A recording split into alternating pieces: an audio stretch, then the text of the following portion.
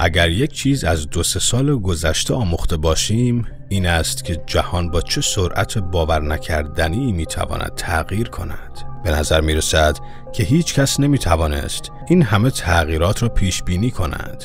اما اگر کمی دقیق تر نگاه کنیم میبینیم که بسیاری از اتفاقاتی که در سالهای اخیر افتاده به نوعی از قبل توسط افراد مختلفی پیش بینی شده بودند. به عنوان مثال در اوایل سال 2015 بیل گیتس اعلام کرد که یک بیماری همه‌گیر به زودی جهان را فرا میگیرد. If anything kills over 10 million people in the next few decades, it's most likely to be a highly infectious virus. و همچنین مایکل استوری آینده شناس جنگ روسیه را سالها پیش بینی کرده بود. دقیقاً به همین دلیل در این ویدیو نگاهی به آینده جهان میاندازیم و 6 پیشبینی باور نکردنی که ممکن است در آینده نزدیک رخ دهند را با هم بررسی میکنیم. در میان این پیشبینی ها آینده جالب ایران را هم خواهیم داشت. پس حتما تا انتها مرا همراهی کنید.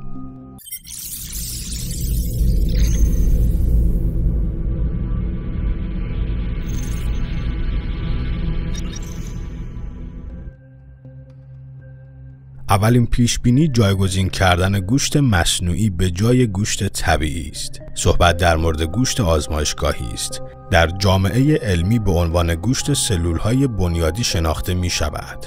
ایده پشت آن ساده است. محققان می‌خواهند که به جای کشتن حیوانات برای استفاده از گوشت آنها یا به جای استفاده از سویا، نخود و غلات که گیاهخواران از آنها استفاده می‌کنند، در آینده نزدیک از گوشت‌های مصنوعی که با استفاده از سلول‌های بنیادی حیوانات واقعی در آزمایشگاه وجود آمده است استفاده شود. برای تولید گوشت مصنوعی کافی است که فقط یک سلول بنیادی از یک حیوان گرفته شود و سپس با استفاده از دستگاه‌های مدرن بیوتکنولوژی می‌توان از آن یک سلول صدها تن گوشت مصنوعی تولید کرد. به گفته کارشناسان برخلاف بسیاری از جایگزین‌های گوشت امروزی، این گوشت مصنوعی طعم، بو و ظاهری کاملا مشابه گوشت معمولی را دارد و به همان اندازه مغذی است.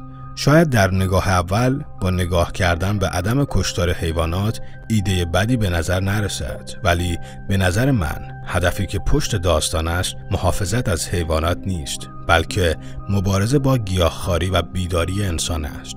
زیرا از این طریق صاحبان قدرت به راحتی می توانند هرچه را که بخواهند در گوشت‌های مصنوعی بگذارند و از این طریق به صورت مستقیم بر روی سطح انرژی انسان و سلامتی انسان کنترل داشته باشند. زیرا همانطور که همه ما شاهدش هستیم جهان در حال بیداری است و این بیداری همراه با آگاهی است. زمانی که انسان بیدار و آگاه شود مطمئناً نحوه تغذیه خود را تغییر می‌دهد و همین موضوع باعث خروج انسان از بردهداری نوین جهانی و ماتریکس می‌شود. و همین دلیل صاحبان قدرت به دنبال راهی برای جلوگیری از این بیداری و آگاهی مردم هستند و طبیعتاً تغذیه انسان مهمترین راه برای کنترل انسان است.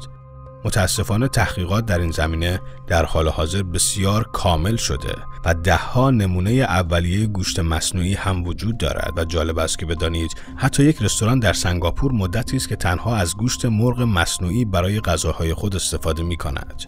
دانشمندان در حال حاضر مشغول یافتن راه‌هایی برای تولید گوشت مصنوعی ارزان و به صورت انبوه و عرضه آن به بازار هستند. چیزی که گفته می شود در آینده بسیار نزدیک رخ خواهد داد. پس بسیار مهم است که آگاه باشیم. پیشبینی بعدی برمیگردد به آینده راه‌های ارتباطی در فضای مجازی. اینکه چگونه انسان در سالهای آینده با رشد فناوری میتواند با یکدیگر در ارتباط باشد سوال خیلی از انسان هاست.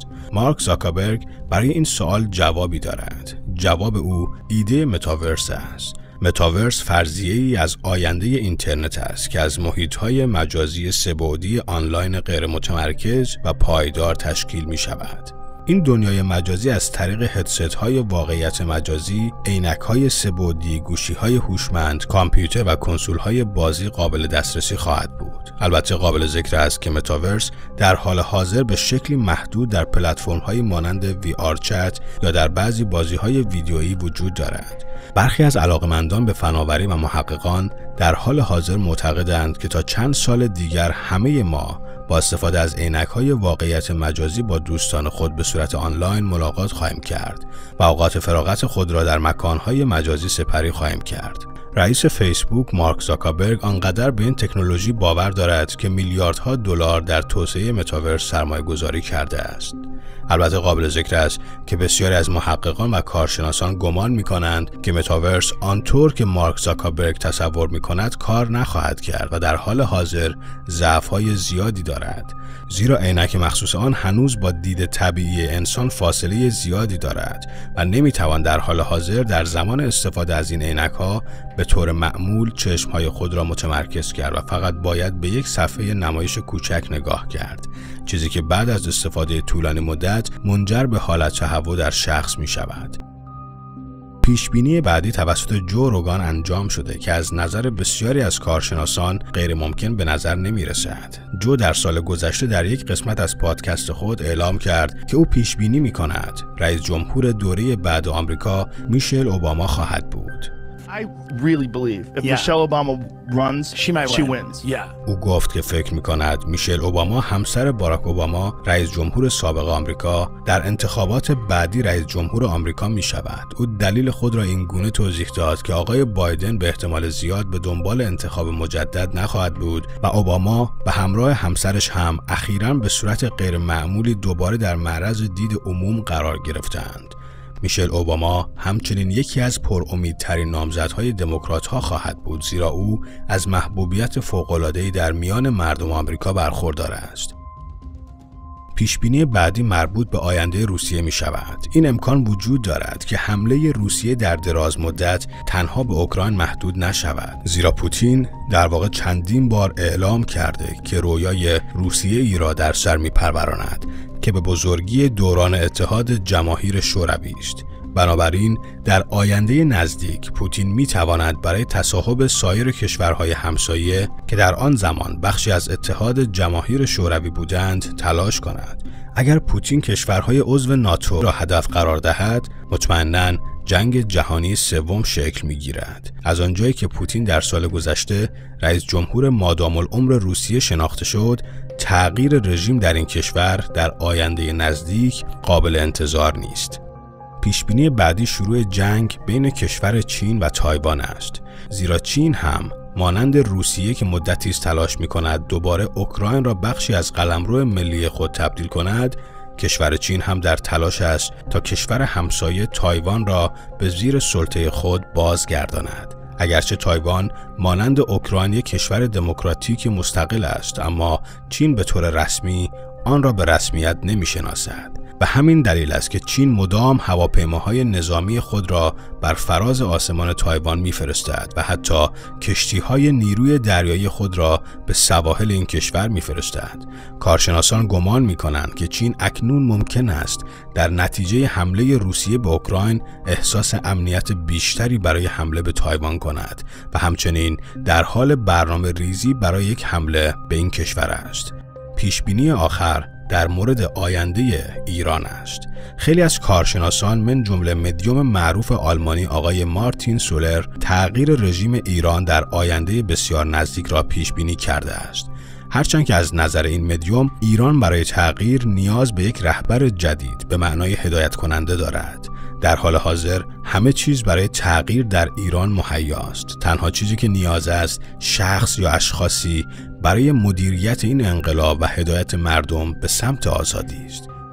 آزادی از جمهوری اسلامی، آزادی از ظلم و ستم، آزادی از چارچوب‌های محدود کننده. چه شما طرفدار این نظام باشید چه نباشید، چه بخواهید چه نخواهید، این نظام ستمگر و ظالم به زودی زود نابود خواهد شد. این بیسوادان فراموش کردند که اگر تنها جذر 1% جامعه بیدار شوند، همه بیدار می شوند. خوشبختانه امروزه تعداد انسانهای بیدار و آگاه و همدل در ایران و خارج از ایران خیلی فراتر از جذر 1% جامعه است. تنها چیزی که نیاز است کمی زمان و همدلی بیشتر است. دوست من، برای آزادی ایران حتما این تمرین را انجام بده و جمله ایران آزاد است را کامنت کن. با آرزوی آزادی برای ایران و ایرانی. تا ویدیو بعد، بدرود.